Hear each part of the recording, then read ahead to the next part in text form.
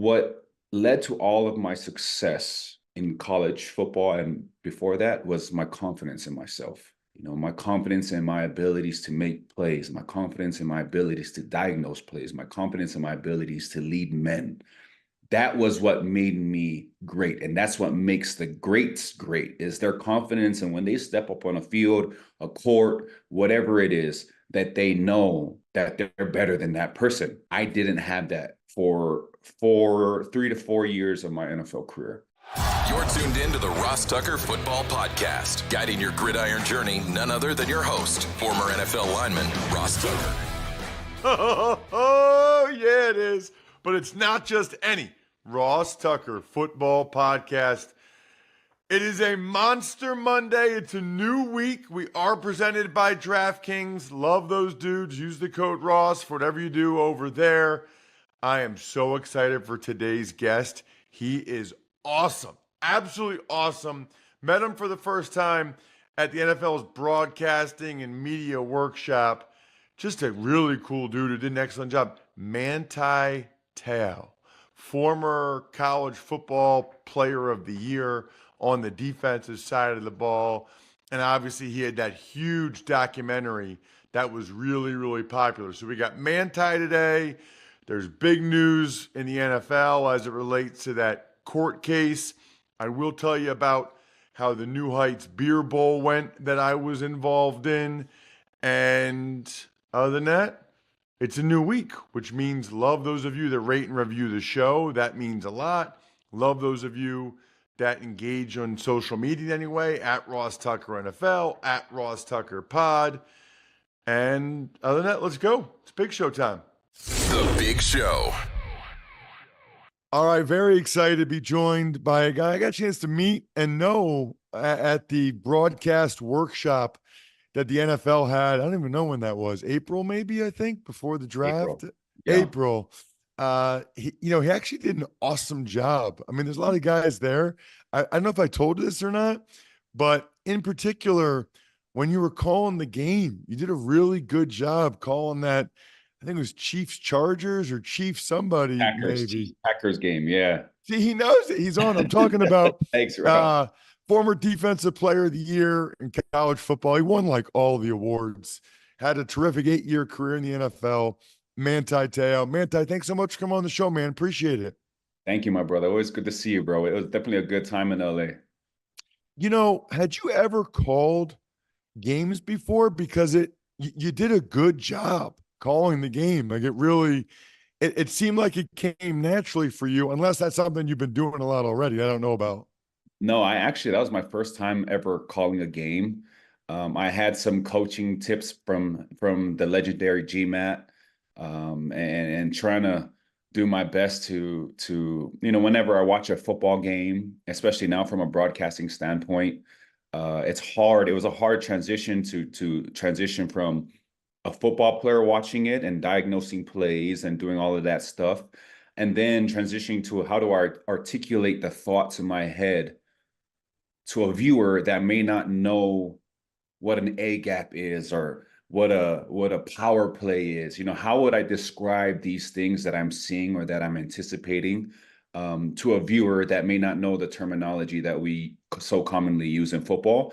And so when we was at the broadcasting boot camp, that was my first go at it, bro. And I remember you came up to me, Ross, after the first run that I had, and you popped your head in there as I was going out to get my critique, and you're like, bro, that was awesome. And that gave me so much confidence going into the second one, that I actually did okay. When you're in those situations and in those environments, you don't know what to compare yourself to. But you have the play-by-play guy, and you're like, oh my gosh, this guy's a professional and he sounds so legit. And then you're just trying to feed off of that energy. And so, I went in there understanding where my strengths and weaknesses were. And there were a lot more weaknesses than strengths, but I was going to stay true to myself. And I felt that we did a good job at the end of the day. Yeah, it's is this something you think you might want to do? I haven't really talked with you since it was over. Is this something that you might pursue? Yeah, this is something we're definitely pursuing. The radio aspect was something that I told everybody I didn't anticipate it being the hardest part for me. it was radio. Radio was the most difficult, because it was grasping the concept that, I mean, and you know this, Ross, that the viewer can't see what you're looking at, and trying to paint that picture for them that they could sit at home or be on a porch and, be just chilling and watching their kids on a Sunday, but still be hearing this radio broadcast and get that picture from you. But this is definitely something that going to that broadcasting boot camp was something that I knew that I wanted to do. I just didn't know what was out there for me. I knew that the studio aspect of it was something that I would excel in, just because it's a lot of storytelling. It's like being in the locker room again, just talking ball with a bunch of fellas, and that's what it was. But the challenging part for me was the radio aspect. And because it was challenging, it was the thing that I grasped onto the most. I was like, okay, this is what I got to get better at. So it definitely was a challenge that I took on, that I was excited to, press forward through it. So what um I think I know, but for the listeners and the people check us out on YouTube and elsewhere on the DK network, what have you been doing the last couple years since you retired? How have you been occupying most of your time? Yeah, so I'm a father now. I have a 2-year-old daughter who's going to be 3 in August. I have a 1-year-old son who's the same size as my 2-year-old daughter. So um, I hope he keeps that up a little bit. My wife owns her own business. She owns her own med spa. I've been an entrepreneur. Starting a trucking company, a real estate company. Now we're in private equity, stuff like that. Just trying to challenge myself in every way possible. I'm trying to explore different avenues and ventures. But everything changed when that documentary came out in August of 2022. And that's where things opened up for me, where it put me back in a situation that was similar to where I was prior to 2013, where I had a voice that people wanted to listen to. And it was actually a crowd that had nothing to do with football. And so I told GMAT one of the challenges that I had was getting into broadcasting. I asked him, I was like, one of the challenges is my crowd and my audience now is people that know nothing about football. And so how do I go about this broadcasting career, if this is something that makes sense to networks and myself? How do I go about it, yet still be able to tap in and reach that network? And he's like, come the best at it. That's how you're able to do it in football. That's how people would wanted to listen to you, is because you became the best. And so the only way to do it is to be true to yourself, become the best. And so for the past few years, I've been doing a lot of public speaking, been going around trying to, impact people as much as I can, with my story, and then, showing what I've become from it. And I think that's the thing that's beautiful about the documentary, is it showed what I went through, but it didn't elaborate on what I'm doing now. And so I get to do that now. And broadcasting seems like something that, really resonates with me. I mean, it's just football at the end of the day. And I was grateful that I was able to play a position where I understand the game at a level of detail that wasn't required of other positions. The only position that rivals that is that of the quarterback. And so I understand the game at a level that I think that allows me to, give listeners and viewers a different type of insight that they may not get elsewhere. So the documentary was very interesting, and what's crazy is I found out recently that like Netflix has more subscribers in Europe than they even do in the United States. Like what Netflix does internationally, I had no idea how huge Netflix in particular, and I guess streaming services in general are internationally. Like you get a documentary like that, it is bananas. You probably have some crazy stories, but like what's been the reaction to it, and what's it like for these people that don't know anything about you or football and they live Yeah, in some other country, yet they watch this documentary about you? right. Well, what was so beautiful, Ross, is it as it showed that sometimes when you're the life that I was living in, from 2013 to 2022, when you're under any type of scrutiny or any type of criticism, the world can get very small. Your world can get very small. What I mean by that for the listeners and the viewers is when you walk around or anybody looks at you, you immediately assume that what they're thinking is, oh, he knows that I'm so and so. He knows that I'm the guy who got catfish. He knows when that might not be why he's looking at you. What this whole documentary and what Netflix and their reach across the globe has done, it has really made me realize that I'm really not that big of a deal. Like you're really nobody, bro, and the game that I love so much isn't as loved elsewhere in the world. For us who play football, we're like, man, football is everything. Football is the greatest sport in the world. But to somebody who's in Europe, they're like, well, football, soccer to me.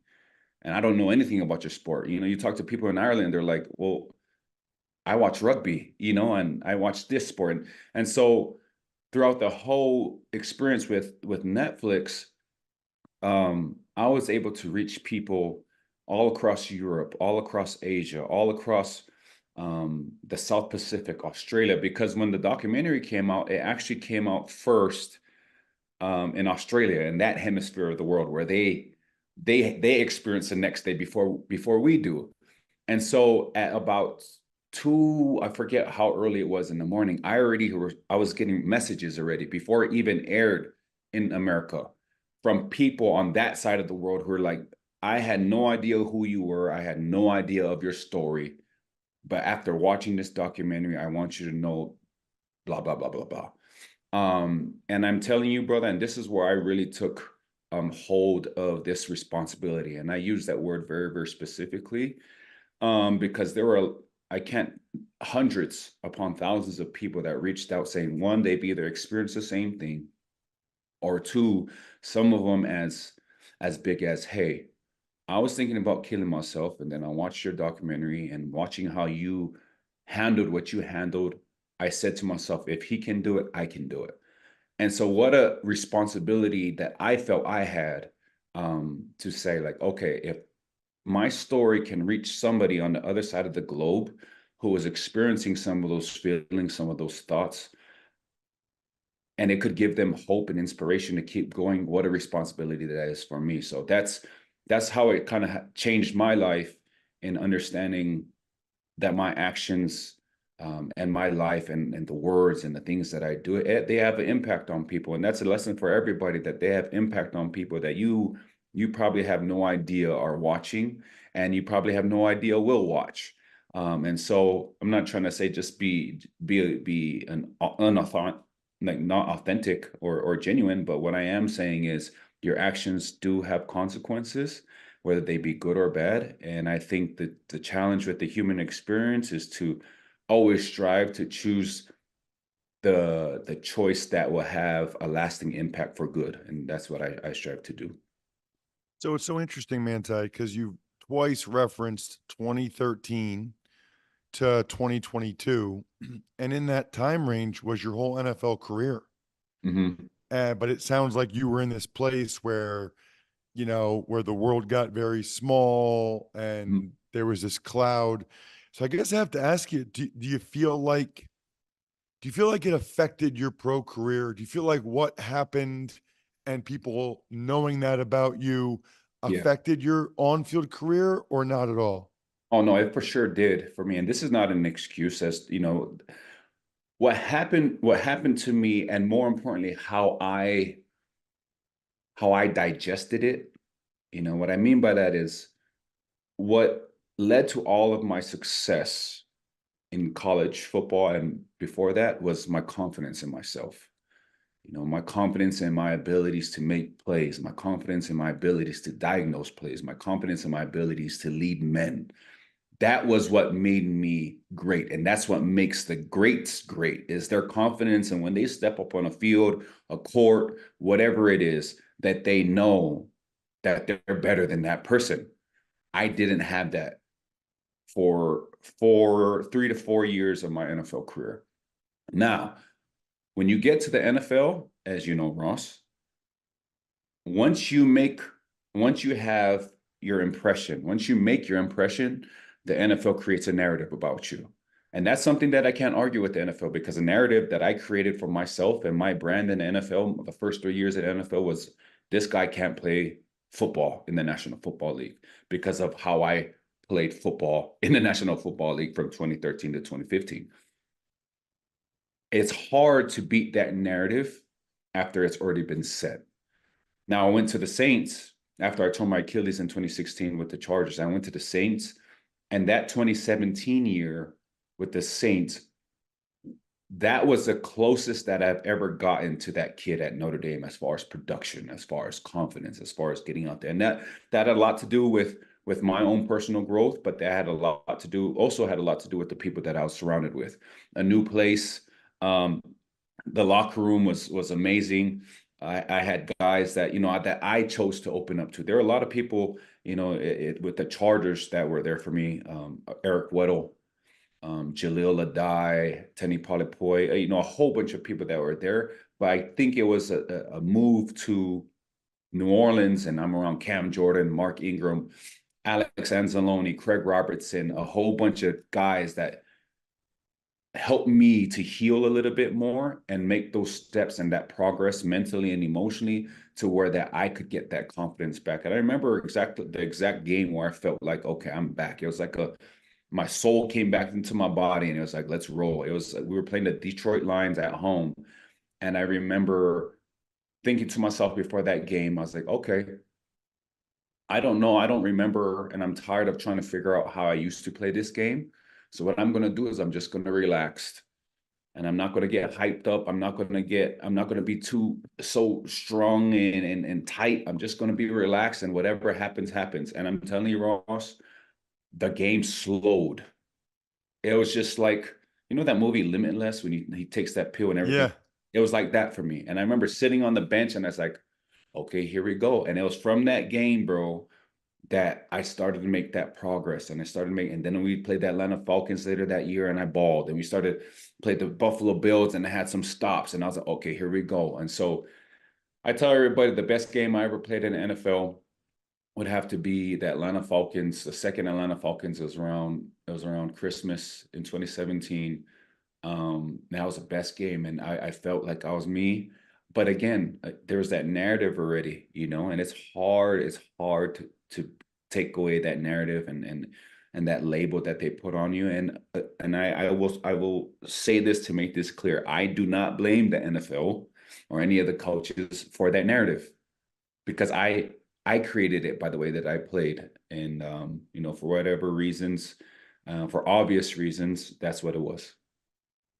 Was it a difficult decision to do the documentary? I'm sure you had mixed emotions about it, right? I mean, I'm sure I can just picture a list of pros and cons right now. It ended up being a wonderful thing, but when you were going through the pros and cons, I bet you it wasn't that easy. Well, there are a lot of cons. There are more cons than pros, in my opinion. I actually, when one of the directors, Tony Vainuku, reached out in 2020, and he told me about his idea. I told him, I was like, I'm good. I'm good. And then I told him, I was like, I'm in a place. I already had went to New Orleans. I played there for 2.5 years. I was currently on with the Chicago Bears. I was in Chicago, or I was getting ready to go to Chicago. And I had been training with Troy Polamalu, and that was a whole experience in itself, a whole spiritual healing experience in itself. And I was at a point in my life, my wife and I just got married, where I was at peace with what my life was going to be. I was like, okay, I'm okay with being the guy that when I go out in public, people look at him as like, oh, that's that dude that got catfish. That's that idiot. I was okay with that. And so when he comes out and he asks me, hey, we have this idea, we want to do this document, I was like, nah, bro. I was like, I'm okay. Like, I don't feel like I need to explain what happened. I don't feel like, like who would want to hear that? And if I do say that, there's going to be people all over the world that had no idea about it. And now I'm going to tell them about it. And now there's going to be more people that are going to create memes about me. You know what I mean? Like, why would I ever do that?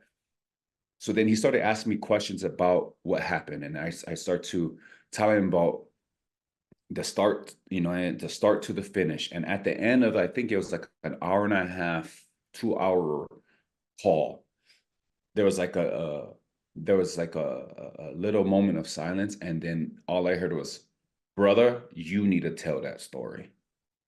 He's like, "You have no idea how powerful that thing is." And still, like, I'm in my world. I'm like, powerful? Like, like, what are you even referring to? Like, did you not hear what I just told you for the past 2 hours? Like, it's embarrassing. You know what I mean? Like, I do not want to take myself, and I don't want to take my family through all of that again. Like, I'm not doing that.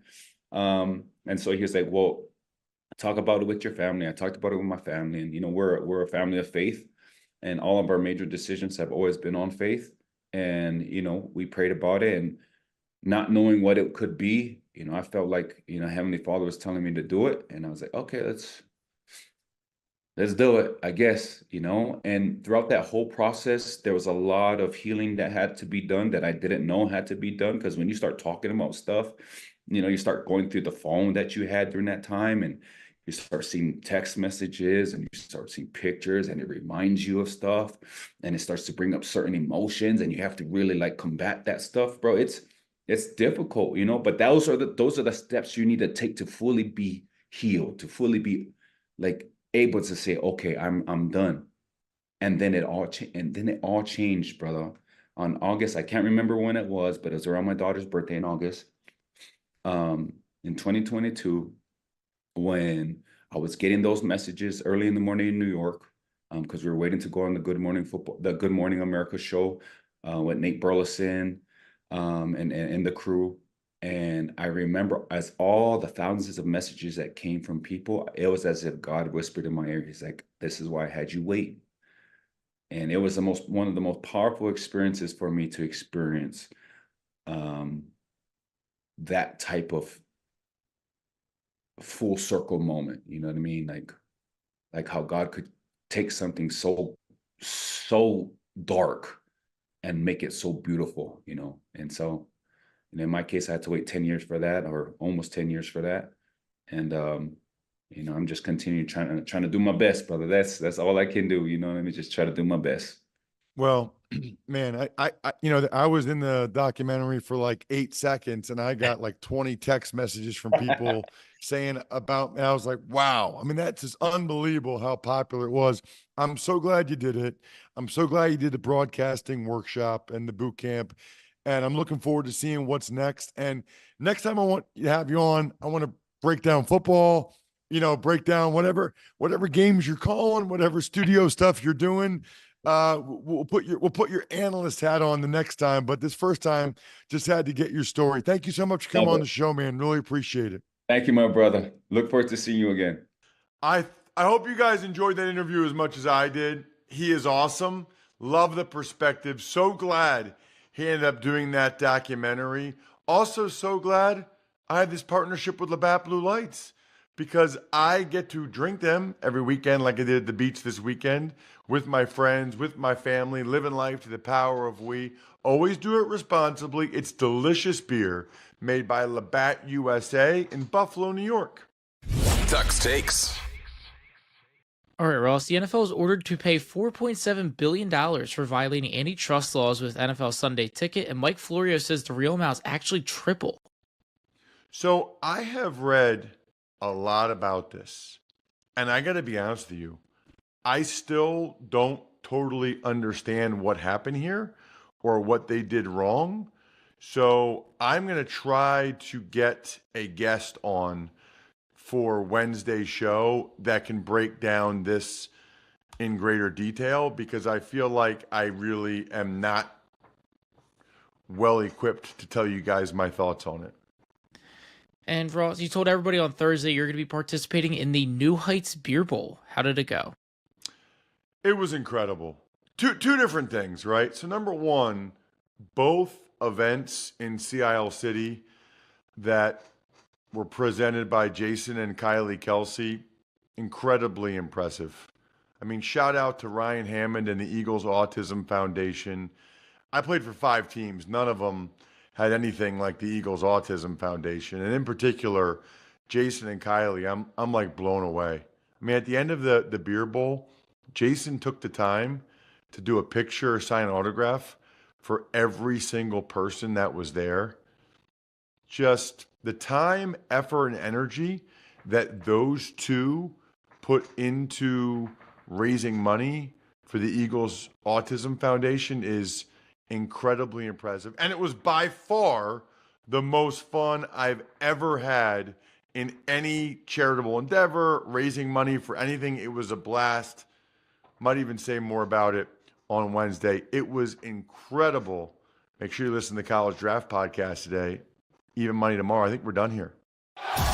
Thanks for tuning in to the Ross Tucker Football Podcast. Make sure to also check out Even Money, Fantasy Feast, and College Draft, all on the DraftKings Network on Samsung TV Plus, YouTube, or subscribe to the podcast on your favorite platform. Shout out myfrontpagestory.com. You know the deal. It's July, which means there's birthdays, there's anniversaries, there's reasons to get people a glorious gift that gives them the cover story, all about that. myfrontpagestory.com, backofficescheduler.com, humanheadnyc.com, Sporticulture.